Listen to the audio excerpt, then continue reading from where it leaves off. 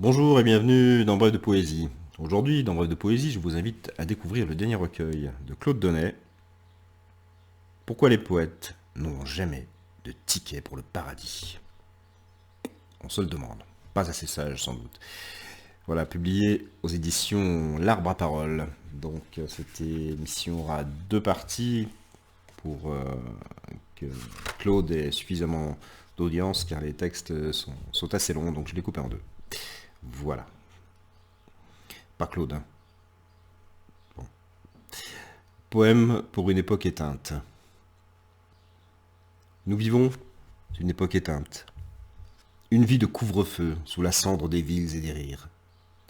Une époque de portes borgnes et de voix assourdies. De printemps rangé dans une boîte à trésors. À côté d'une plume de cormoran, d'un marron chiffonné et d'un sous-verre estampillé bière d'abbaye. Nous vivons une vie de l'instant, étirée jusqu'à l'ultime brin. Un présent sans futur rapproché. Pauvre grammaire. Peau de chagrin. Te rappelles-tu le doux accord de nos doigts, le jeu secret de mes lèvres sur ton oreille? En ce temps-là, le temps lissait ses plumes sous nos caresses, et, à visage découvert, je te mangeais le cou à la première d'un blockbuster sirupeux, dans un cinéma sans peur.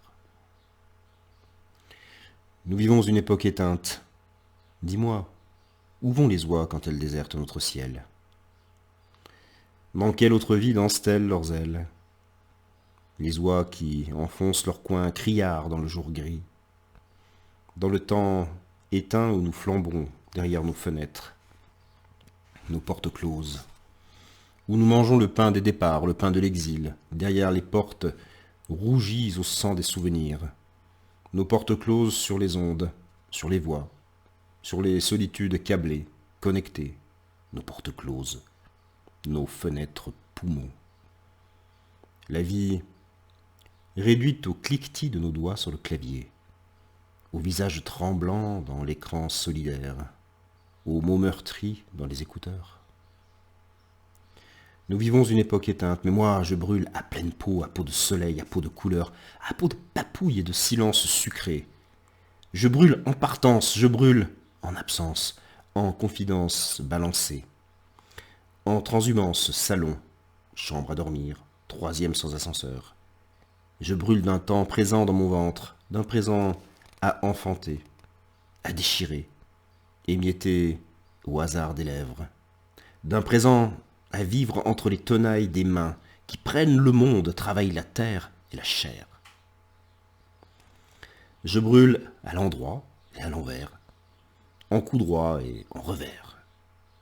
Je prends feu dans cette époque éteinte, petite et frêle lumière que je tends par-delà les confinements et les discours sans. Petit fanal dans la nuit pour appeler sans un cri et dire qu'il ne faut pas craindre la nuit, qu'une simple flamme suffit pour croire au jour.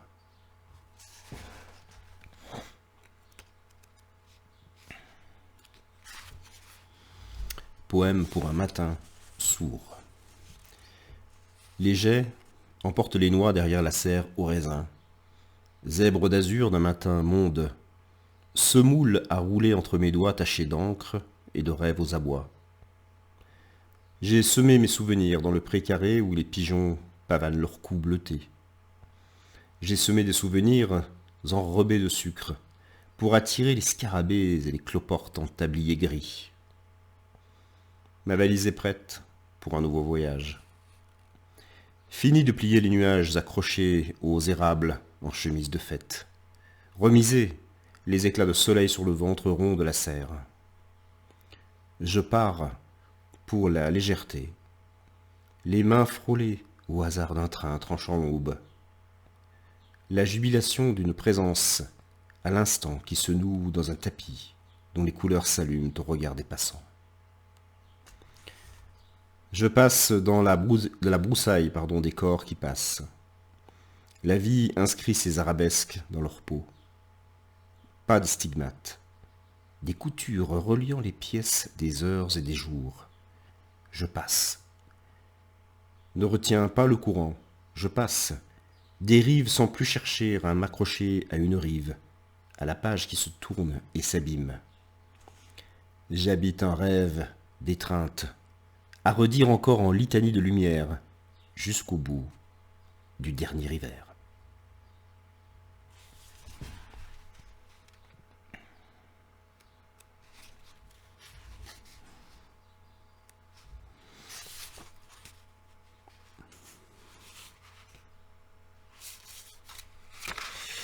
Oups, je me suis trompé de page.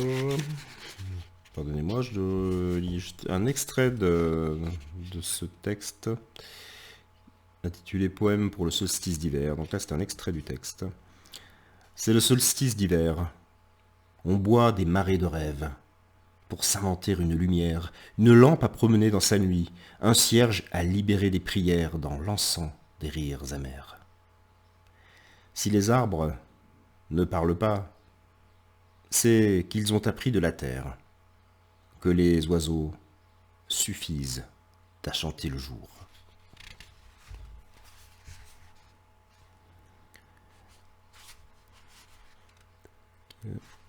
Un poème pour un lambeau de brume. J'accrocherai à mon oreille un anneau de brume pour prier entre les lignes des livres anciens. Je naviguerai aux étoiles mortes, aux textes soufflés à la bouche des dieux de l'Olympe. La malle transpire leurs écrits cousus dans sa toile grise. Nous ne soulèverons pas le couvercle. Un essaim de mots travaille au secret. Le bois du mirador s'aimante au mélèze de sucre roux. La lisière tremble comme une liquette sur des cuisses nues. Le piège n'a pas de nom. Les oiseaux de nuit le chantent en rasant les arbres. Pourrais-je retransmettre leur message au-delà des heures, sous l'écorce engrange des rêves? Tombez les oripeaux, abandonnez vos bas, ornez vos lobes de pierres et d'or blanc. Les mots de transe, de reins brisés, d'haleine en feu, je les noierai dans l'absinthe obsidienne, je les boirai dans leur transparence d'océan, et les bulles d'azote torpilleront mes neurones, une charge de bison en pays comanche. Au midi, des jours de cygne. Les marins portent les anneaux de Saturne.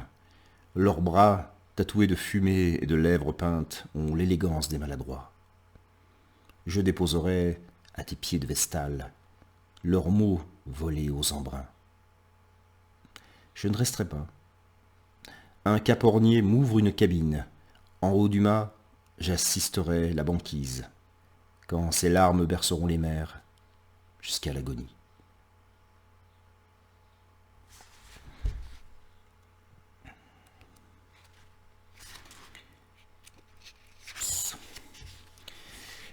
Et un extrait de Poème pour un ange. Il reste des portes à enfoncer. Pardon, je me suis trompé. Je recommence. Il reste des portes à forcer. Des océans à boire pour la brûlure du sel. Il reste les épluchures des plaisirs interdits à balayer. Des graines de nénuphars à semer dans les bassins protégés. Il reste les escaliers du vide à gravir, cramponnés à la barre aluminium. Et toi, mon frère, ne me laisse pas. Relance la mécanique des aurores avinées, des aurores boréales, des aurores sans oraison. La fièvre m'habite, frère. Pardonne ma prose caustique, mon poème bronchitique. Je t'offrirai un verre au bar de la lande, et nous écouterons les fados d'une vieille portugaise, usée par 3 décennies de ménage.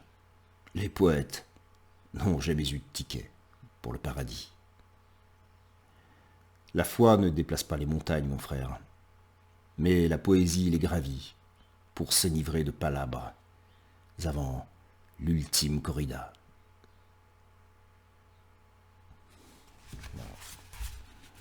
La foi ne déplace pas les montagnes, mais la poésie les gravit.